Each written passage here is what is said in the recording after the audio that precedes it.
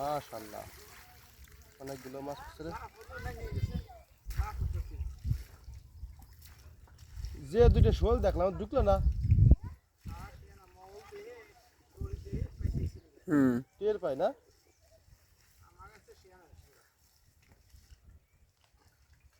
সামনে ভাই তো আপনার সামনে ভাই তো কোচ দিয়ে মারিয়ে গেলি কেমন ভাই?